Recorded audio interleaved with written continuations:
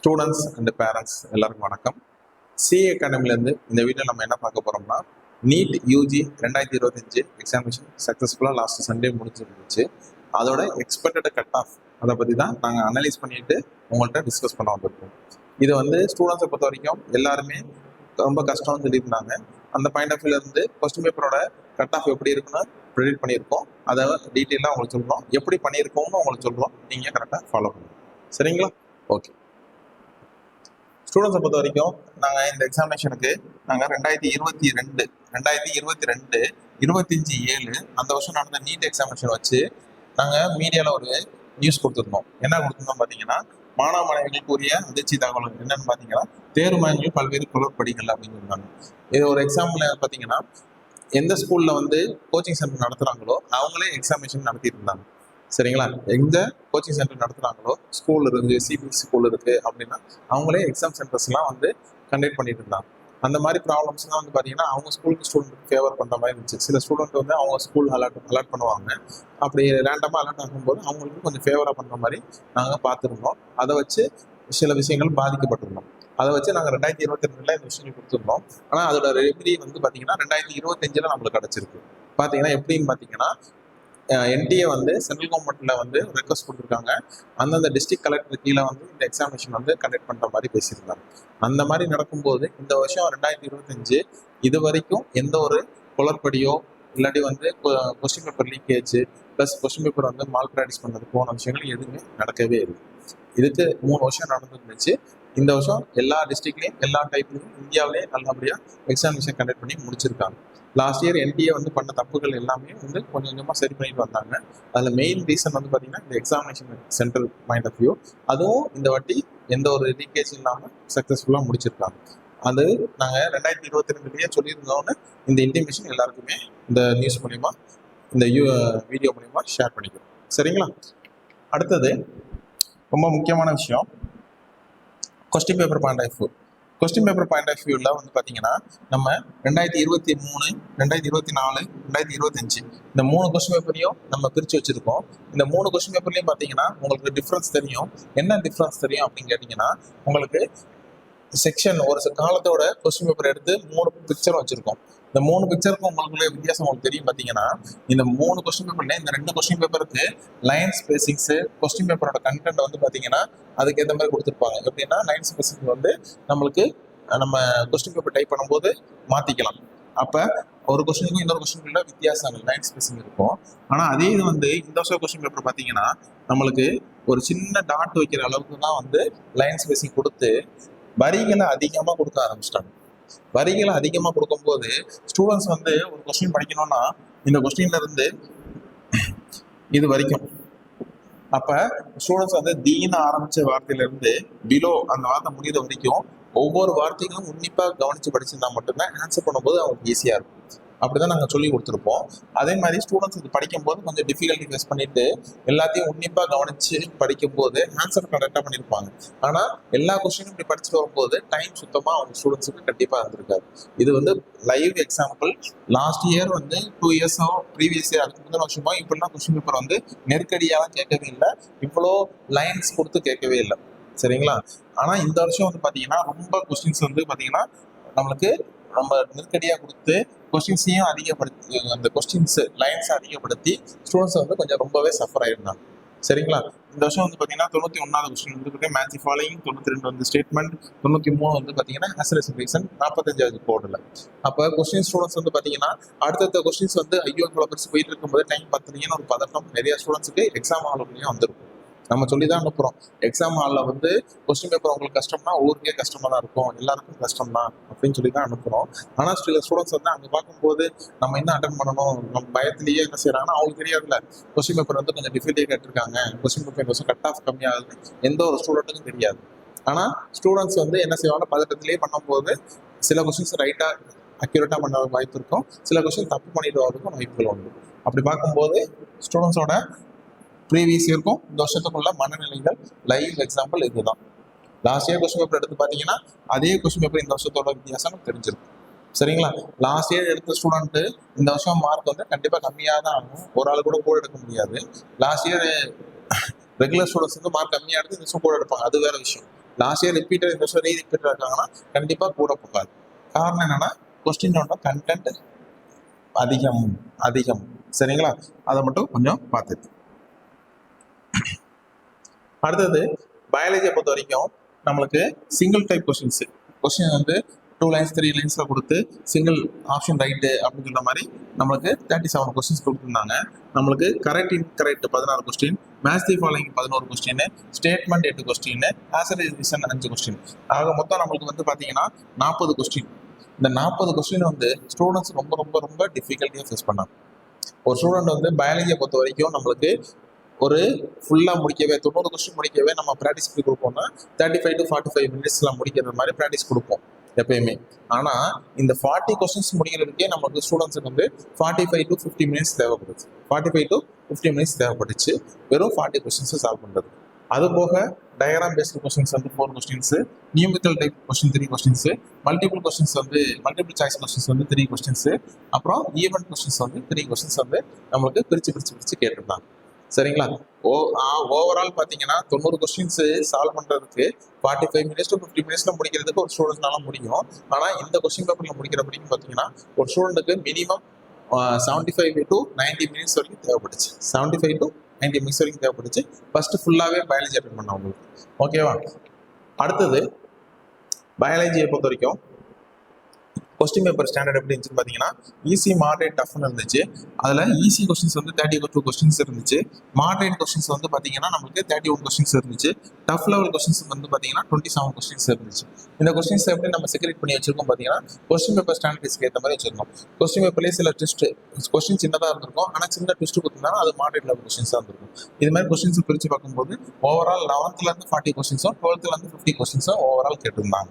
சரிங்களா, அடுத்தது கெமிஸ்ட்ரியை பொறுத்த வரைக்கும் பார்த்தீங்கன்னா ஈஸி லெவல் கொஸ்டின்ஸ் வந்து 15 கொஸ்டின்ஸ், மாடரேட் லெவல் கொஸ்டின்ஸ் வந்து 16 கொஸ்டின்ஸ், டஃப் லெவல் கொஸ்டின்ஸ் வந்து பார்த்தீங்கன்னா நம்மளுக்கு 27 கொஸ்டின்ஸ் வந்து டஃப் லெவல் கொஸ்டின்ஸ் வந்து 14 கொஸ்டின்ஸ் கேட்டிருந்தாங்க. சரிங்களா, மாடரேட் லெவல் கொஸ்டின்ஸ் வந்து நம்மளுக்கு 16 கொஸ்டின்ஸ் கேட்டிருந்தாங்க. ஓவரால் வந்து 11th 22 கொஸ்டினும் 12th 23 கொஸ்டின்ஸ் கேட்டிருந்தாங்க. ஓவரால் பார்த்தோம்னா ஆர்கானிக், இன்ஆர்கானிக், ஃபிசிக்கலுக்கு ஓவராலுக்கு வெயிட்டேஜ் கொடுத்துருந்தாங்க.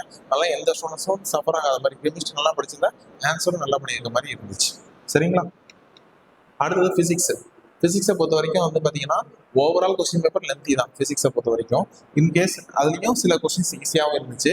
ஈஸியான கொஸ்டின்ஸ் வந்து பார்த்தீங்கன்னா 11th 6 கொஸ்டின், 12th 9 கொஸ்டின், மொத்தம் 15 கொஸ்டின் ஈஸியான மோடில் தான் இருந்துச்சு. மாடரேட் லெவல் கொஸ்டின்ஸ் வந்து பார்த்தீங்கன்னா 16 கொஸ்டின், டஃப் லெவல் கொஸ்டின்ஸ் வந்து பார்த்தீங்கன்னா 14 கொஸ்டின்ஸ் இருந்துச்சு. ஓவரால் 11th 21 கொஸ்டினும் 12th 24 கொஸ்டின்ஸும் நம்மளுக்கு இருந்துச்சு. சரிங்களா, இது வந்து ஒவ்வொரு சப்ஜெக்ட்லையும் ஸ்டூடெண்ட்ஸுக்கு நீட்டில் கேட்டிருந்த கேள்விகளை பிரித்து வச்சுருக்கோம். ஓகேவா,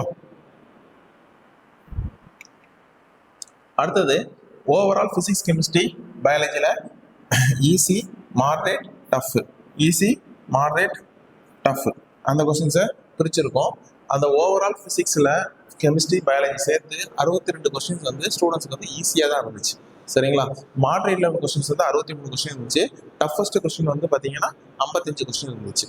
அப்போ ஒவ்வொரு கொஸ்டினுக்கும் நம்மளுக்கு டைமிங் எடுக்கும். அப்போ அந்த டைமிங் வச்சு நம்ம கால்குலேட் பண்ணும்போது நம்மளுக்கு எவ்வளோ கொஸ்டின்னால முடிச்சிருக்க முடியும் நம்ம ஜட்ஜ் பண்ணுவோம். சரிங்களா, இப்போ இந்த 62 கொஸ்டின் வந்து ஃபிசிக்ஸ், கெமிஸ்ட்ரி, பயாலஜி.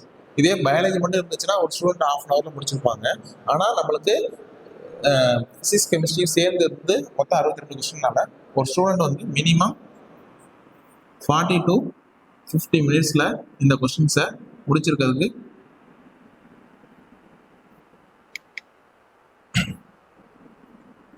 முடிச்சிருக்க வாய்ப்புகள் உண்டு. சரிங்களா,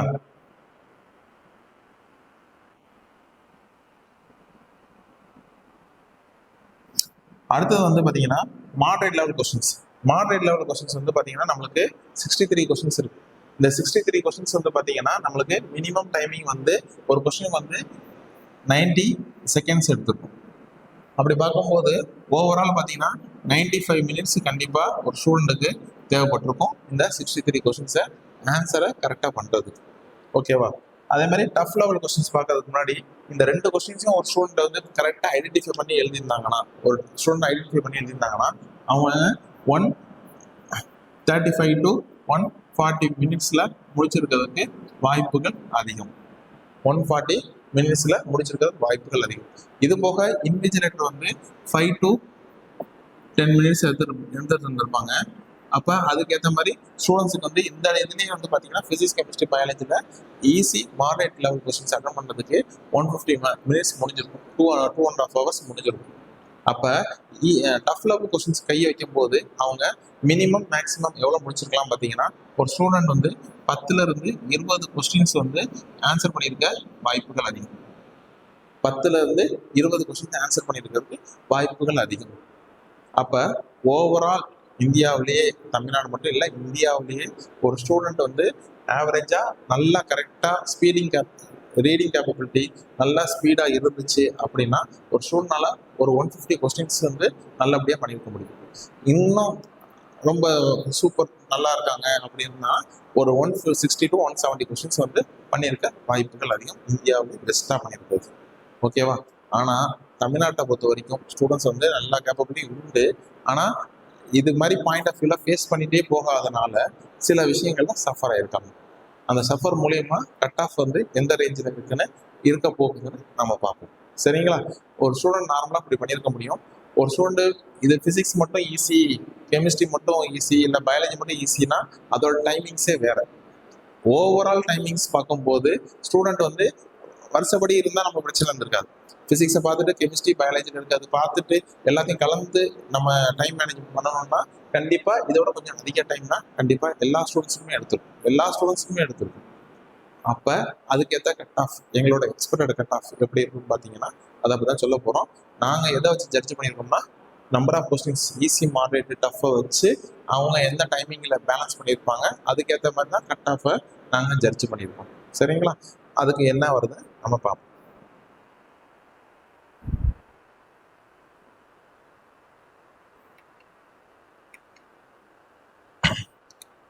என்ன கட் ஆஃப்னா, லாஸ்ட் இயர் வந்து இந்த 650 கட் ஆஃப் இருந்துச்சு, அதுக்கும் வித்தியாசம் வந்துச்சு, 50 மார்க்ஸ் இருந்துச்சு. இந்த வருஷத்தோட கட் ஆஃப் வந்து எங்களோட ப்ரெடிக்ஷன் வந்து 530+ இருந்தீங்கன்னா நீங்கள் சேஃப்டியாக இருக்கலாம். யாருன்னு பார்த்தீங்கன்னா 92.5 ஸ்டூடெண்ட்ஸ் வந்து ஜென்ரல் கேட்டகரியில் இருக்கவங்க 530+ இருந்தீங்கன்னா நீங்கள் கண்டிப்பாக சேஃப்டியாக இருந்துக்கலாம். ஓகேவா? அடுத்து பிசி ஸ்டூடெண்ட்ஸை பொறுத்த வரைக்கும் பார்த்தீங்கன்னா இந்த வருஷம் எங்களோட ப்ரெடிக்ஷன் வந்து 150 மார்க்ஸ் வந்து கட் ஆஃப் வந்து கம்மியானது வாய்ப்புகள் இருக்குது. இந்த வருஷம் எங்களோடது வந்து பார்த்தீங்கன்னா 470+ இருந்தீங்கன்னா கண்டிப்பாக நீங்கள் சேஃப்டி எதை பற்றி பயப்படாமல் கண்டிப்பாக இருக்கலாம். சரிங்களா? அடுத்து பிசிஎம்ஐ பொறுத்த வரைக்கும் பார்த்தீங்கன்னா 465 எபோவ் இருந்தீங்கன்னா நீங்கள் கண்டிப்பாக நிச்சயமாக பயப்படாமல் இருக்கலாம். எம்பிசி டிஎன்சியை பொறுத்த வரைக்கும் பார்த்தீங்கன்னா 460+ இருந்தீங்கன்னா நீங்கள் பயப்படாமல் தெம்பா தைரியமாக இருக்கலாம். சரிங்களா? அடுத்தது ரிசர்வேஷனை பொறுத்த வரைக்கும் எஸ்சி, எஸ்சிஏ, எஸ்டியை பொறுத்த வரைக்கும் அவங்களோட ப்ரிப்பரேஷன் எப்படி இருக்குன்னு பார்த்தீங்கன்னா எப்பயுமே பயாலஜியும் கெமிஸ்ட்ரியும் ஃபிசிக்ஸில் நிறைய ஸ்டூடெண்ட்ஸ் என்ன பண்ணிடுறாங்க பார்த்தீங்கன்னா இம்பார்ட்டன்ட் மட்டும் தான் படிச்சுட்டு போகிறாங்க. நிறைய ஸ்டூடெண்ட் நல்லா ஸ்கோர் பண்ணி பெரிய காலேஜில் போகணும் அப்படின்னு நினைக்கிறவங்க என்ன செய்கிறாங்கன்னா ஃபிசிக்ஸை ஃபுல்லாக படிச்சிடுறாங்க. ஆனால் ஃபிசிக்ஸை வந்து ஏதாவது சீட்டு வாங்கிக்கணும், ஏதாவது காலேஜ் சீட்டு வாங்கிக்கணும்னு நினைக்கிறவங்க பயாலஜியும் கெமிஸ்ட்ரி ஃபுல்லாக நல்லா படிச்சிடுறாங்க. ஃபிசிக்ஸில் இருக்க இம்பார்ட்டன்ஸ் மட்டும் தான் படிச்சுட்டு இருக்காங்க. அப்படி படிக்கும்போது அவங்களோட கட் ஆஃப் வந்து ரொம்ப கம்மியானதுக்கு வாய்ப்புகள் கிடையாது. மினிமம் 150 அந்த ரேஞ்சில் வந்து பிசி, எம்பிசி, டிஎன்சி அந்த ரேஞ்சில் இருக்கவங்களுக்கு அந்த ரேஞ்சில் கட் ஆஃப் கம்மியானது வாய்ப்பு இருக்கும். ஆனால் இந்த எஸ்சி, எஸ்சிஏ, எஸ்டி ஸ்டூடெண்ட்ஸுக்கு மினிமம் 100 to 120 ரேஞ்சில் கட் ஆஃப் வர்றதுக்கு வாய்ப்புகள் உண்டு. சரிங்களா? அப்படி பார்க்கும்போது ஷெட்யூல் ஸ்டூடெண்ட்ஸ் வந்து எஸ்சி ஸ்டூடெண்ட்ஸ் வந்து 410 எபோவ் இருந்தீங்கன்னா கொஞ்சம் சேஃப்டியாக இருக்கலாம். 410 எபோவ். ஓகேவா? அடுத்து வந்து அந்த எஸ்சிஏ ஸ்டூடெண்ட்ஸ் வந்து கேட்டிங்கன்னா ஒரு 90 மார்க்ஸ் கம்மி பண்ணி நம்மளுக்கு 370 எபோவ் இருந்தீங்கன்னா நீங்கள் சேஃப்டியாக இருக்கலாம். 370 எபோவ் இருந்தீங்கன்னா சேஃப்டியாக இருக்கலாம். அதுமாதிரி எஸ்டி ஸ்டூடெண்ட்ஸை பார்த்துட்டீங்க பார்த்தீங்கன்னா நீங்கள் 380+ இருந்தீங்கன்னா கண்டிப்பாக சேஃப்டியாக இருக்கலாம். லாஸ்ட் இயரே பார்த்தீங்கன்னா எஸ்சியோட எஸ்டி ஸ்டூடெண்ட்ஸுக்கு கட் ஆஃப் அதிகமாக இருந்துச்சு. நம்பர் ஆஃப் சீட்டு கம்மி. சரிங்களா? நம்பர் ஆஃப் சீட்டு வந்து இவங்க 2 பேருக்கும் கம்மி, இவங்க ஷெட்யூல் ரிசர்வேஷனுக்கு வந்து சீட்டு அதிகம். அப்போ அதுக்கேற்ற மாதிரி நம்மளுக்கு வாய்ப்புகள் வர்றது உண்டு. சரிங்களா? ஸ்டூடெண்ட்ஸ் நீங்கள் இந்த கட் ஆஃப் மேலே இருந்தீங்க அப்படின்னா நீங்கள் எதை பற்றியும் பயப்பட தேவையில்லை. கண்டிப்பாக தைரியமாக உங்களோட ரேங்க் வர வரைக்கும் தைரியமாக வெயிட் பண்ணலாம். கவுன்சிலிங் வர கூட வரைக்கும் வெயிட் பண்ணலாம். சரிங்களா? நீங்கள் பயப்படாமல் இருக்கலாம். இன்கேஸ் இதுக்கு கீழே இருக்க கட் ஆஃப் இருக்க ஸ்டூடெண்ட்ஸ் வந்து நம்மளுக்கு ரேங்க் வந்த பிறகு தான் ப்ரிடிக்ட் பண்ண முடியும். அதே மாதிரி இன்கேஸ் உங்களுக்கு அதிர்ஷ்டம் இருந்துச்சு போணுச்சு அப்படின்னா நம்ம பிசி எம்பிசி டிஎன்சி ஸ்டூடெண்ட்ஸ்க்குலாம் இன்னும் ஒரு 20 மார்க்ஸ் கம்மியாக கூட வாய்ப்புகள் அதிகம். இன்னும் 20 மார்க்ஸ் கூட கம்மியாக கூட வாய்ப்புகள் அதிகம். அது காரணம் என்னன்னு பார்த்தீங்கன்னா நமக்கு பிசி எம்பிசி டிஎன்சி ஸ்டூடெண்ட்ஸ் எல்லா ஸ்டூடெண்ட்ஸும் வந்து பார்த்தீங்கன்னா ஜென்ரல் சீட்டில் டேக் ஓவர் பண்ணுவாங்க. அப்படி எல்லா ஸ்டூடெண்ட்ஸும் நிறைய ஸ்டூடெண்ட்ஸ் வந்து இதில் டேக் ஓவர் பண்ணாங்கன்னா இதோட கட் ஆஃப் கம்மியாக இருக்கிறதுக்கு வாய்ப்புகள் உண்டு. லாஸ்ட் இயர் வந்து 720 ஒரே மார்க்ல நிறைய பேர் கட் ஆஃப் இருந்துச்சு. ஒரே மார்க்ல நிறைய பேர் கட் ஆஃப் இருந்துச்சு. லாஸ்ட் இயர் 618 நிறைய பேருக்கு சீட்டு கிடைக்கல. 619 எடுத்திருந்தா சேஃப்டியா இருக்குதான். அது மாதிரி பிசிஎம் பார்த்தீங்கன்னா 612 இருந்தா எல்லாருக்கும் சீட்டு. அது மாதிரி தான் இருந்துச்சு. ஓகேவா? அப்படி பார்க்கும்போது இந்த வருஷம் ஒரே மார்க்ல நிறைய பேருக்கு வாய்ப்புகள் ரொம்ப ரொம்ப ரொம்ப ரொம்ப கம்மி. சரிங்களா? அப்படி ஸ்டூடெண்ட்ஸ் வந்து ப்ரிப்ரேஷன் பண்ணது ரொம்ப டீப்பாக பண்ணியும் கட் ஆஃப் கம்மியாக இருக்குது. இதை பற்றி யாரும் ஒரி பண்ண தேவையில்லை. உங்களுடைய சேஃப்டி இருந்துச்சுன்னா நீங்கள் தைரியமாக பீஸ்ஃபுல்லாக ரிலாக்ஸேஷனாக இருங்க. சரிங்களா? இன்கேஸ் ஸ்டூடெண்ட்ஸ் இதோட மார்க் கம்மியாக இருக்கீங்க அப்படின்னா நீங்கள் உங்களோட நெக்ஸ்ட் சாய்ஸை சூஸ் பண்ண ஆரம்பிச்சிடலாம். ஓகேவா? அது எல்லாமே உங்களுக்கு பிடித்த சாய்ஸஸ் தான். அதனால் 92.5 ஸ்டூடெண்ட்ஸ் இந்த கட் ஆஃப் இருந்தால் ரிலாக்ஸேஷனாக இருங்க. 7.5 ஸ்டூடெண்ட்ஸுக்கு கண்டிப்பாக அப்கமிங் வீடியோவில் உங்களோட கட் ஆஃபையும் எக்ஸ்பெக்டட் கட் ஆஃப் எல்லாத்தையுமே நாங்கள் பப்ளிஷ் பண்ணிடுவோம். அதையும் பார்த்துக்குங்க. ப்ரிப்ரேஷன் பண்ணுற ஸ்டூடெண்ட்ஸ் அடுத்த அட்டம்ப்ட்டுக்கு ரெடியாக பார்த்துக்குங்க. இன்கேஸ் அது விருப்பம் இல்லை அப்படின்னா நீங்கள் அடுத்தது 12th மார்க் வச்சோ இல்லை ஜேஇ மார்க் வச்சோ நீங்கள் ரெடி ஆகிறதுக்கு உங்கள் பாசிபிலிட்டி என்ன இருக்கோ ரெடியாக ஆரம்பிச்சிருங்க. சரிங்களா? இந்த வீடியோ எல்லாருக்கும் ரொம்ப யூஸ்ஃபுல்லாக இருக்கும்னு நினைக்கிறேன். கண்டிப்பாக யூஸ்ஃபுல்லாக இருந்துச்சுன்னா உங்கள் ஃப்ரெண்ட்ஸ் எல்லாருக்குமே இந்த வீடியோ ஷேர் பண்ணுங்கள். எங்களோட ப்ரெடிக்ஷன் இது வரைக்கும் தப்பானது கிடையவே கிடையாது. எங்கள் ஸ்டூடெண்ட்ஸுக்கு இதை பற்றி எல்லாருமே டீப்பாக தெரிஞ்சுருக்கோம். அதே மாதிரி எல்லா ஸ்டூடெண்ட்ஸுக்கும் இந்த விஷயங்களை வச்சு ஷேர் பண்ணுறோம். உங்களுக்கு எப்போ எங்கள் மேலே நம்பிக்கை வரும்னு பார்த்தீங்கன்னா நீட் எக்ஸாம் ரேங்க் வரும்போது, ஸ்டேட் கவர்மெண்ட் ரேங்க் வரும்போதோ இல்லை கவுன்சிலிங் முடிஞ்ச பிறகு தான் நாங்கள் சொன்ன கட் ஆஃப் நியர்பை வந்துச்சான்னு உங்களுக்கு ஒரு நம்பிக்கை வந்துடும். சரிங்களா? எங்கள் ஸ்டூடெண்ட்ஸ் எங்களை நம்புவாங்க, மற்ற ஸ்டூடெண்ட்ஸும் நம்புங்க. இந்த மார்க் இருந்துச்சுன்னா நீங்கள் பயப்பட தேவை கிடையாது. ஓகேவா? உங்களுக்காக எல்லாமே நாங்கள் பண்ணி கொடுத்துட்ருக்கோம். தைரியமாக இருங்க. எல்லாருமே நல்லா படிச்சிருப்பீங்க. கண்டிப்பாக ஜெயிக்கிற வாய்ப்புகள் அதிகம். Wish you all the best. Thank you.